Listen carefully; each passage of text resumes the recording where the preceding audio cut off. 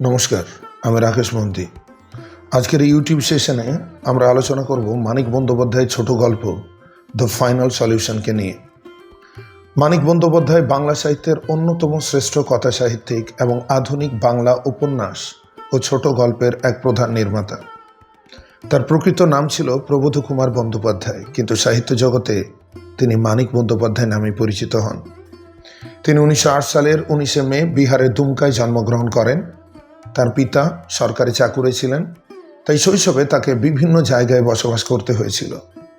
এই অভিজ্ঞতা পরবর্তী ক্ষেত্রে তার সাহিত্য জীবনকে গভীরভাবে সমৃদ্ধ করেছিল। মানিক বন্দ্যোপাধ্যায় অল্প বয়স থেকে অসাধারণ মেধার পরিচয় দেন।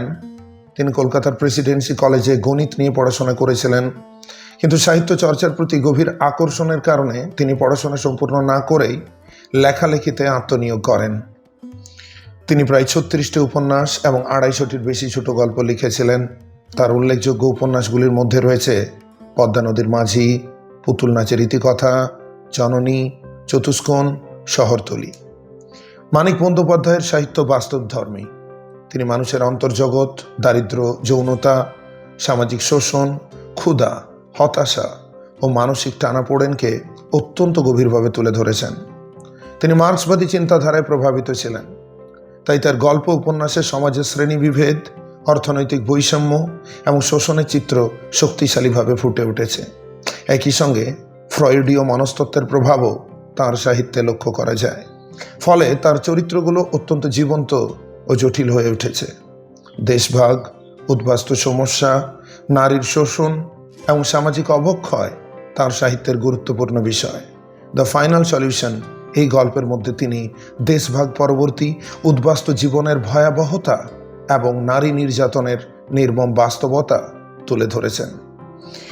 দ্য ফাইনাল সলিউশন এই গল্প ট্রমা অফ পার্টিশনকে নিয়ে। এই গল্প বাংলা সাহিত্যের অন্যতম শক্তিশালী সামাজিক গল্প হিসেবে বিবেচনা করা হয়। এখানে লেখক দেখিয়েছেন কিভাবে দারিদ্র্য, ক্ষুধা, অনিশ্চয়তা ও সামাজিক শোষণ মানুষের নৈতিকতা, মানুষের সম্পর্ক এবং মানসিক অবস্থাকে পুরোপুরি ধ্বংস করে দেয়। The story is not merely about one refugee family.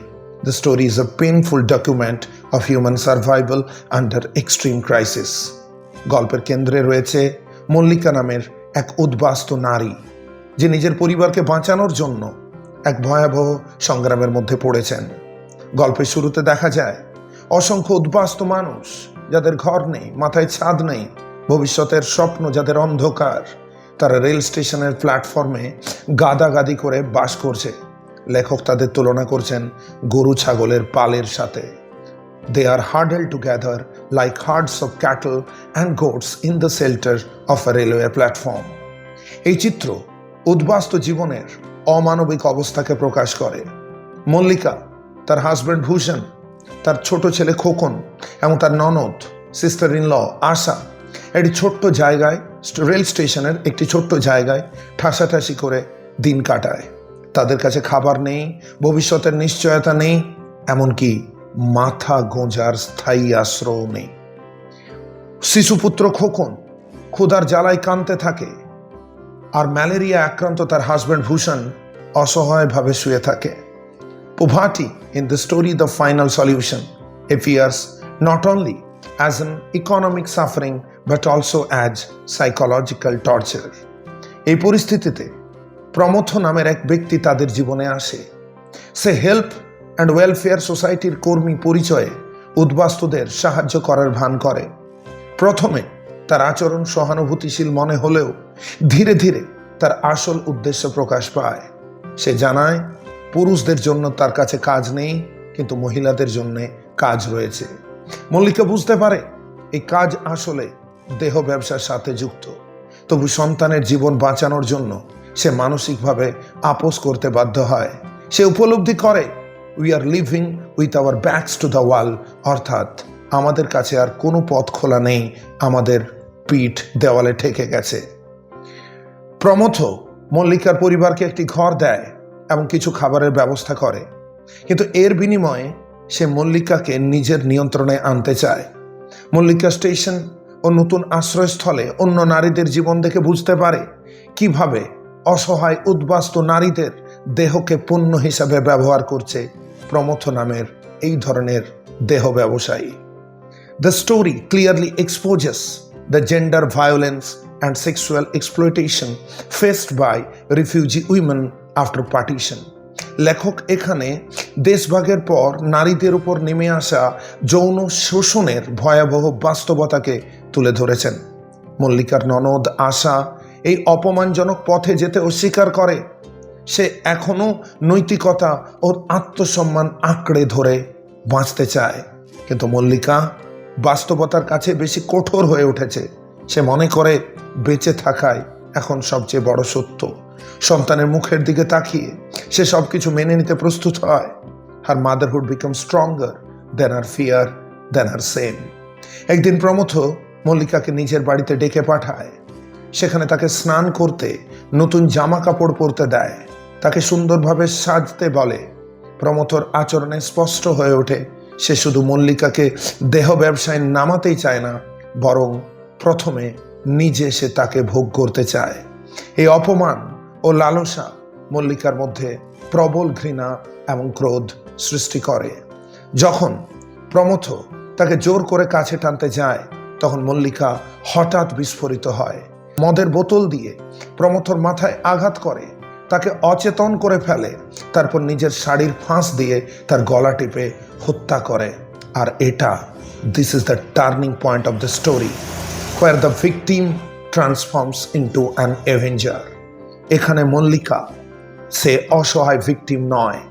এখানে মল্লিকা কোনো ভিকটিম নয়, সে শোষণের বিরুদ্ধে প্রতিরোধকারী এক ভয়ঙ্কর শক্তিতে পরিণত হয়। প্রমথকে হত্যা করার পর মল্লিকা তার টাকা নিয়ে বাড়ি ফিরে আসে। গল্পের শেষে সে আশাকে বলে, I have found a way out Thakurji, the final solution. এই ফাইনাল সলিউশন অত্যন্ত তাৎপর্যপূর্ণ। এর অর্থ শুধু প্রমথকে হত্যা করা নয়, বরং শোষকদের বিরুদ্ধে সহিংস প্রতিরোধের পথ বেছে নেওয়া। মল্লিকা বুঝে যায় এই সমাজে অসহায় নারীদের বাঁচতে হলে নিজেদের রক্ষা নিজেদেরকে করতে হবে। সে ঘোষণা করে যে আবার যদি কেউ তাকে শিকার করতে আসে, তবে এবার সে সঙ্গে ছুরি রাখবে। So the ending of the story is both tragic and revolutionary. সুতরাং দ্য ফাইনাল সলিউশন শুধু একটি উদ্বাস্তু পরিবারের গল্প নয়, এটি দেশভাগ পরবর্তী সমাজে নারী জীবনের অপমান, যৌন শোষণ, ক্ষুধা ও বেঁচে থাকার নির্মম সংগ্রামের এক গভীর দলিল। Manik Bandyopadhyay brilliantly portrays how social injustice can destroy humanity and force ordinary people toward violence and desperation. এই গল্পের চরিত্রগুলিকে নিয়ে আমরা অল্প করে আলোচনা করে নিই। এই গল্পের প্রথম এবং কেন্দ্রীয় চরিত্রের নাম মল্লিকা।